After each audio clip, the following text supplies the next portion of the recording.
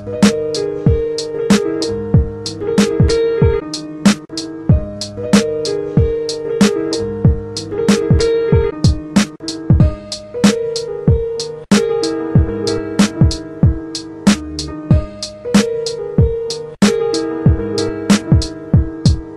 să știi că rapul meu nu-i cheie, pentru mine mai goale. Dacă vreau pot să zâmbesc în timp ce plănuiesc războaie. Pot să pun pixul pe foaie și să aduc mulți dor de ploaie, ca să spăl orice căcaturi care ție sunt vitale. Sunt oricare cu oarecare care vrea să fie mare și ce spune, ce gândesc, în timp ce sclavii vor valoare. Vor respect și bani de zoale, Adidas șmecheri în picioare, ca să poată să agațe piste sterpe în parcare. N-am răbdare, mi-intru stare și atac prin rime male, că m-am săturat de mult să vă aud piesele goale. Vreau să scriu gânduri și roaie și să împrăștinești pe foaie, că acum sunt pregătit să intru în vidul minții tale. Mi-s fatale când îmi spui că ai dobândit respect prin foaie, când tot ceea ce ai făcut de mult a fost apă de ploaie și aberezi prea mult pe foaie. Textul tău ne cam îndoaie și îți place să o oas, frate, vezi că ești cel mai tare. Dar cum e oare să observi că ai devenit un coate goale și că lumii nu-i mai pasă de produsul muncii tale? Faci răscoale, ții prea tare că ai fost prins în vântoare și observi că ai fost mințit de conștiința minții tale. Știu că pare foarte tare să ai succesul voii tale, că ai muncit prea mult la asta, pune rimele pe foaie. Doar că vezi oare o schimbare în comportamente goale, ce-ți distruge toată faima când te închizi în debarale. Pe naturale, drept urmare, ți-ai distrus stările male și începi să te gândești dacă contează să fii tare. Ține minte prin pasare, o să ai respect pe foaie, nu prin țoale cumpărate, că tactou are firmă mare.